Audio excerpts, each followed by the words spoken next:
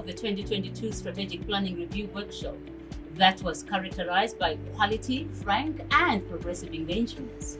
The agencies made presentations on their headway in the discharge of duties assigned to them by the Commission in 2021. From the presentations made, one issue drew attention of highly placed Commission and government delegates present: the provision of transport to civil servants and implications of the same to service delivery and efficiency.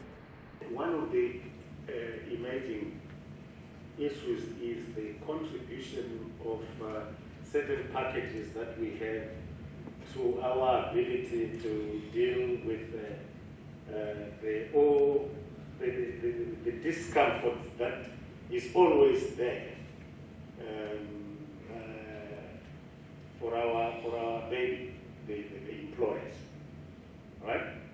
And transport is going to play a very, very critical role in that as one of the, well, non-monetary benefits, but at the same time, it costs money for the employer. So we need to more clearly define the model that we would want to develop for our transport services provisioning. And I think that there's an outstanding issue around how we can make that more sustainable. Yes, Commissioner Choruma, I agree with you. We need to also quantify what is it that this provision of transport entails for the employer. The element of transport provision, this is from an aside. When you as PSC say the first bus leaves at 3 o'clock, what time frame are you putting for work? You're actually saying the person stops, the people that are using the first bus in the afternoon have to stop work at 2 o'clock. But they will have gone for lunch at 1 o'clock, if not 12 o'clock.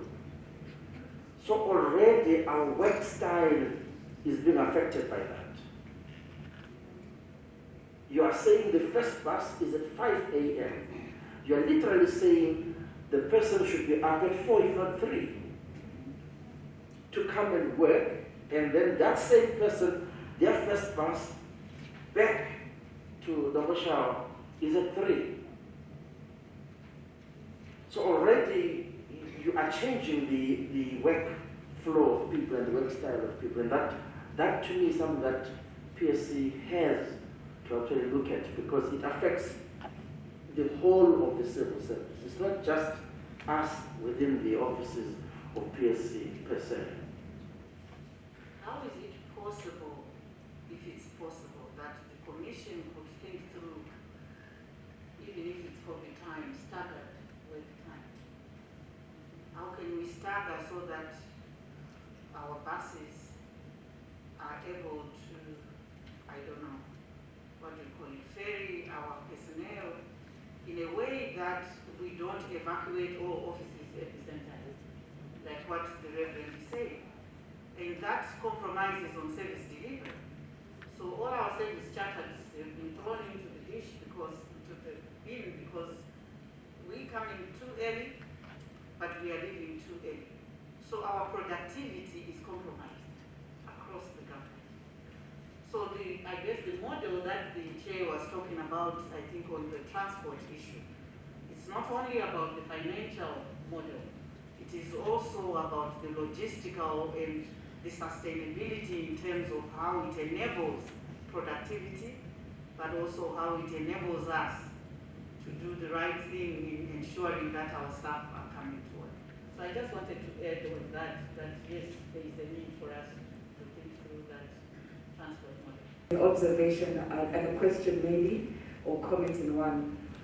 Thinking about the decentralized and devolution structure, again drawing from Commissioner Choruma's contribution, what is the working relationship between the Public Service Commission offices at provincial and district level, plus the training institutes, plus the other offices that we have established and set up, because if we're thinking about support broadly, that is the degree of support that is needed. So how are we combining our infrastructure, whether it is transport or ICT connectivity, how are we providing that support to all those three entities to be able to effectively work at those levels?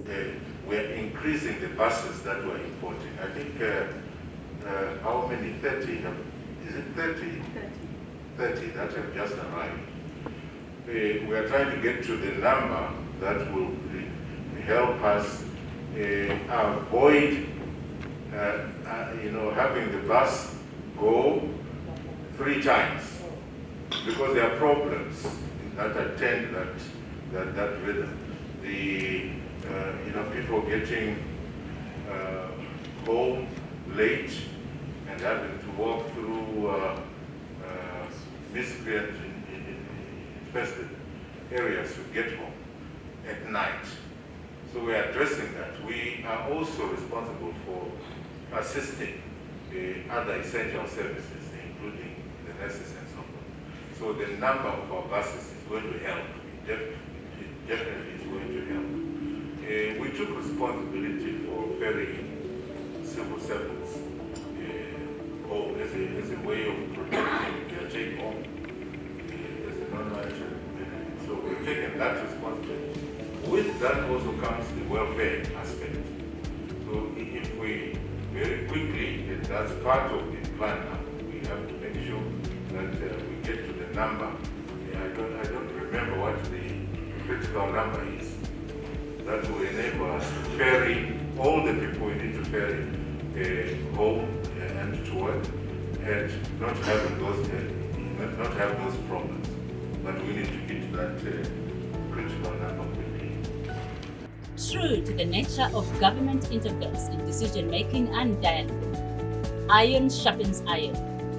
The whole workshop was a progressive contestation of viewpoints, but in the end, perspectives were harmonized to a consolidated approach to the discharge of the overarching goal, coming up with a strategy that effectively drives the public service, not only for the year 2022, but most importantly, towards Vision 2030.